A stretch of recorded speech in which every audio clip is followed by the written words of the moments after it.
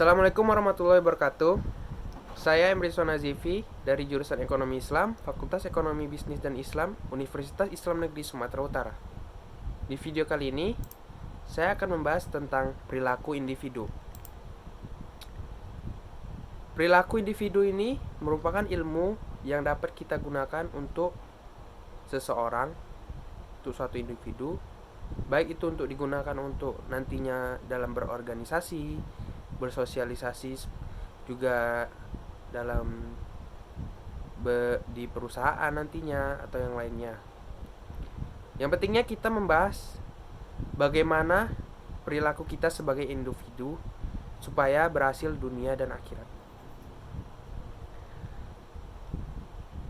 Yang mana tujuan dari mempelajari perilaku individu ini yaitu agar kita bertransformasi. Apa itu bertransformasi? Bertransformasi itu adalah berubah ke arah yang positif. Berubah ke arah yang lebih baik, ke arah positif, positif lagi dan positif lagi. Berbeda dengan apabila kita berubah ke arah yang negatif. Ada orang yang jadi dari jahat menjadi lebih jahat lagi. Itu berbeda. Ada kata change di situ, berubah.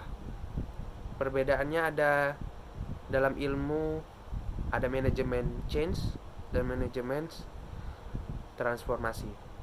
Bila manajemen change itu hanya perubahan yang bisa positif dan negatif, bila transformasi itu hanya perubahan untuk yang ke arah yang lebih baik atau positif terus.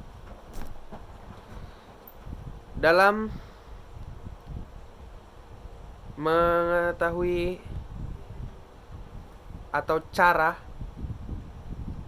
agar seseorang itu dapat merubah perilakunya ke arah yang lebih baik, agar menjadi berhasil, sukses, menjadi pribadi yang baik. Di sini saya akan menyingkatnya dengan kata komplit. Yang mana komplit ini ada komunikator, profesional, leader, entrepreneurship, thinker, dan edukator. Yang pertama itu komunikator.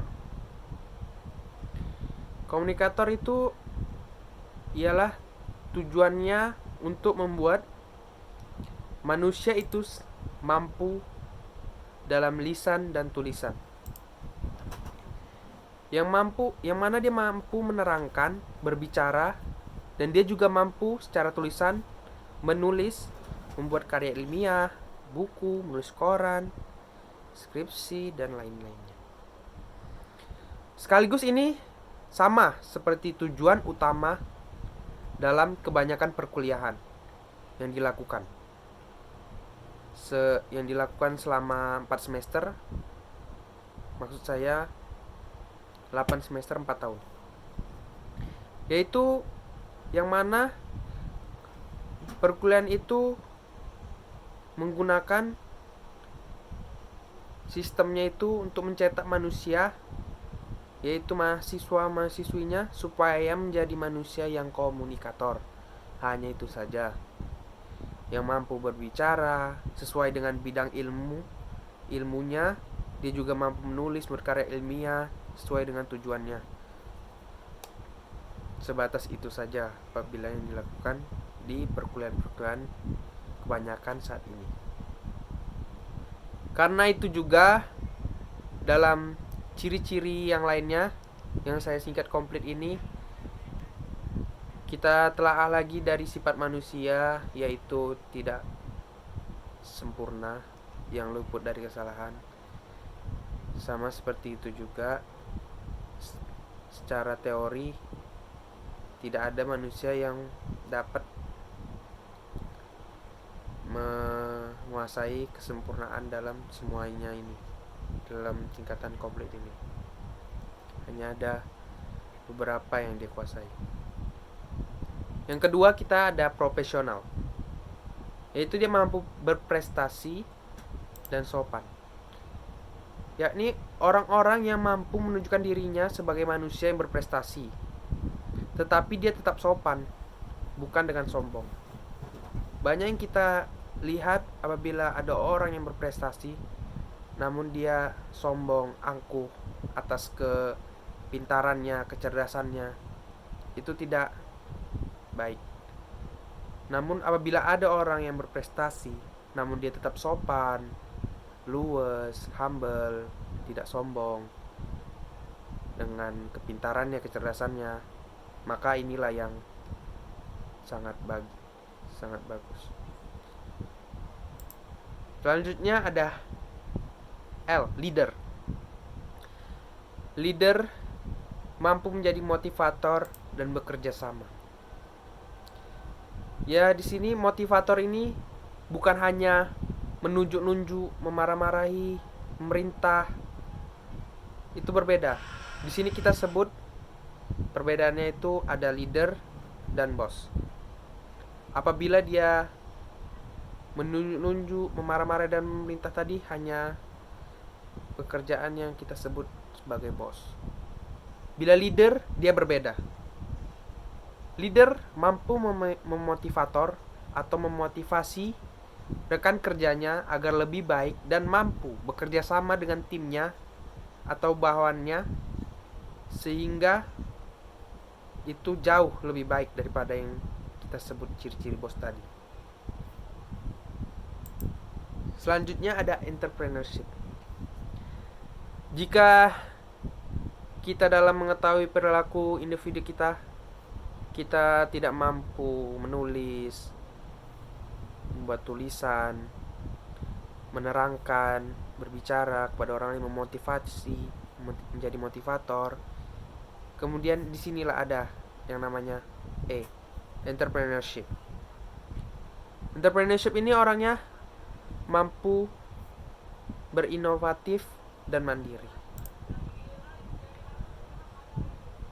Orang-orang yang cirinya banyak membuat inovasi, banyak beride, memikirkan sesuatu, mencari jalan keluar menjadi lebih efektif, suatu menjadi efektif, dan mampu bekerja mandiri, memikirkan, membuat ide-ide inovasi tadi dengan mandiri sendiri. Selanjutnya adalah thinker, yaitu biasanya di kalangan orang peneliti, yaitu orang-orang yang berpikir kritis. Sebagai peneliti, dia tidak dapat berpikir hanya seperti tingkat-tingkat orang berpikir biasanya yang rendah. Dia sangat berpikir keras, kritis terhadap suatu bidang. Dia menelitinya, kemudian dia akan bersiap-siap kepada penelitian atau berpikir kepada bidang pekerjaan yang lainnya lagi. Seperti itulah. Dan yang terakhir adalah edukator, yaitu agent of change, agen perubahan. Yang mana dia ini orang-orang yang senantiasa dalam pemikirannya yaitu untuk membuat bermanfaat bagi orang lain. Sebagaimana yang kita ketahui, sebaik-baiknya manusia adalah manusia yang bermanfaat bagi orang lain. Juga orang ini berpikir bahwa hari ini akan lebih baik dibandingkan hari kemarin, dan hari esok juga harus lebih baik dari hari ini. Seperti itu. Mungkin sekian penjelasan dari saya di video ini. Wassalamualaikum warahmatullahi wabarakatuh. Terima kasih.